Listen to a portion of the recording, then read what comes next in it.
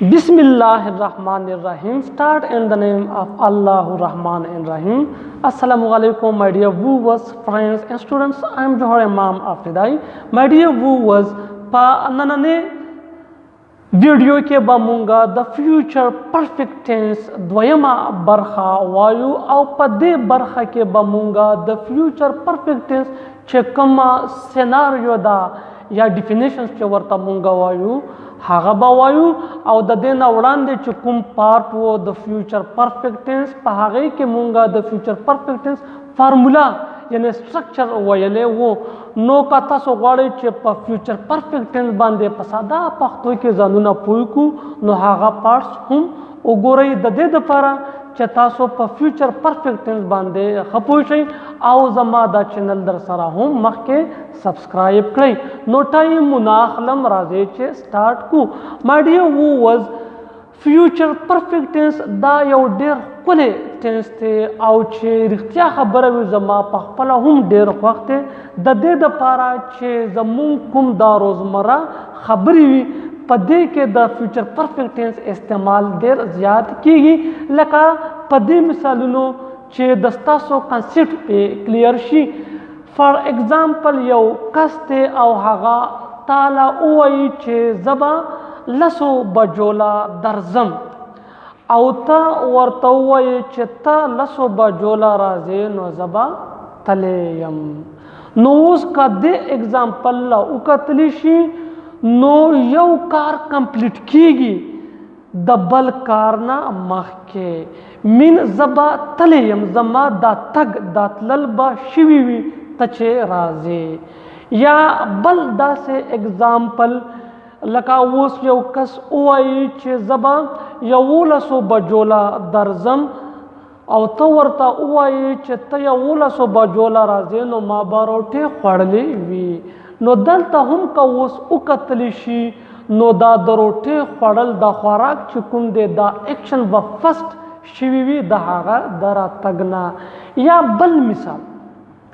مای ډیر ویورز دا مثالونه اگزامپل ځکه په ساده پښتو ژبه کې درته وایم چې ستاسو دا کانسپټ پې کلیر شي نو بیا به تاسو پې ډېر ښه پوه شئ یو سټوډنټ دی هغه ناستې سټډي کوي لګیا دی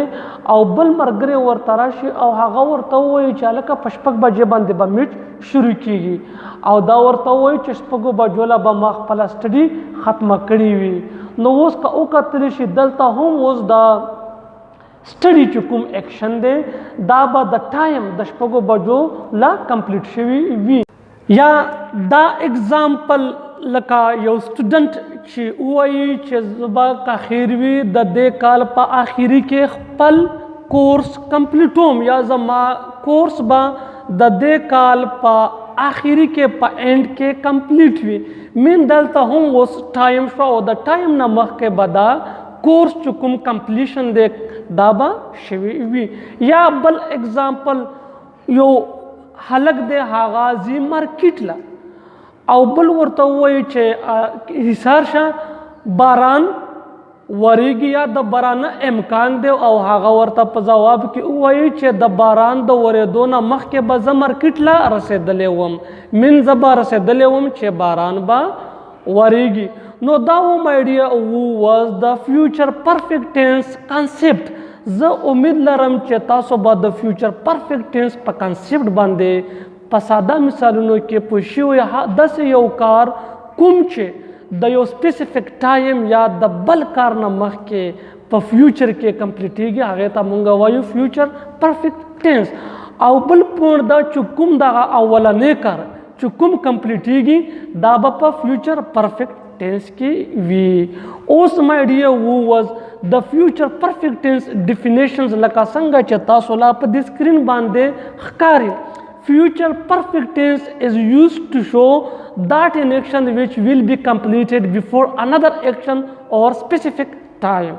لکه څنګه چې تاسو لا په دې سکرین باندې ښکاري future perfect tense is used to show that an action which will be completed before another action or specific time future perfect tense دا مونږ له هغه کار ښایي کوم به چې د بل کار نه مخکې یا د سپیسیفیک ټایم نه مخکې په فیوچر کې په راتلونکي کې کیږي لکه په دې مثالونو کې My dear viewers, I will have finished my work by 7 o'clock. I will have finished my work before या by 7 o'clock. ما با او بجولا خپل کار ختم کړی وی یا we can say that په دې بل اگزامپل کې لکه چې تاسو لا په د سکرین باندې ښکاري I will have gone when you come. ته چې راځې نو زبا تلی یم. اوس دلته که وکتلی شي ټو ایکشن دی یو ګن دی او بل کم دی نو وایي چې I will have gone زبا تلی یم دا ایکشن به کمپلیټ شي when you come ته چې را درومې. یا my dear viewers په د بل اگزامپل کې لکه چې مونږ ووایو چې I will have completed my study when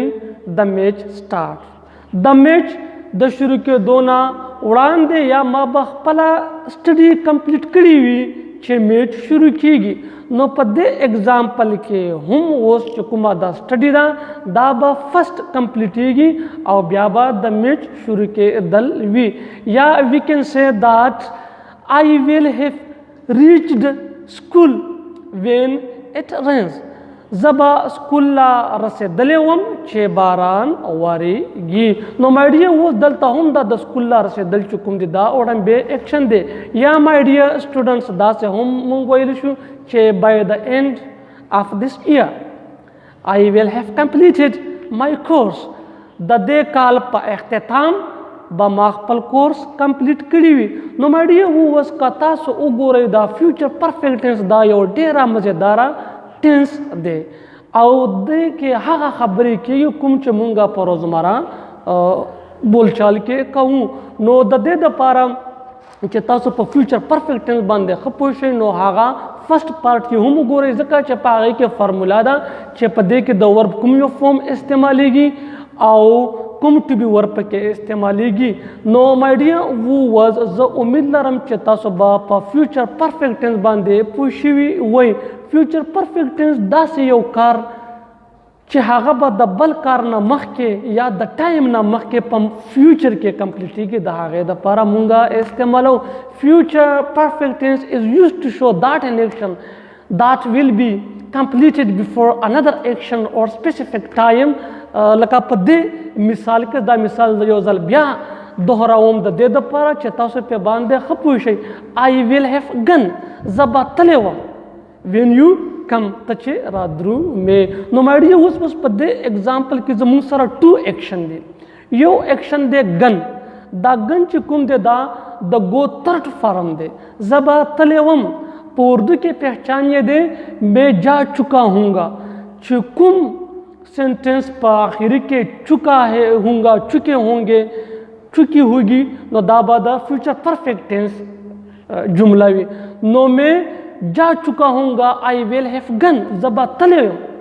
when you come ته چې را درومې. نو زه امید لرم چې تاسو به په فیوچر پرفیکټ ټینس باندې پوه شوي. او بل یو پوینټ دا هم د ځان سره نوټ کړئ چې څومره ټینسز دي په دې باندې تاسو په پښتو ژبه کې ځان پوهوئ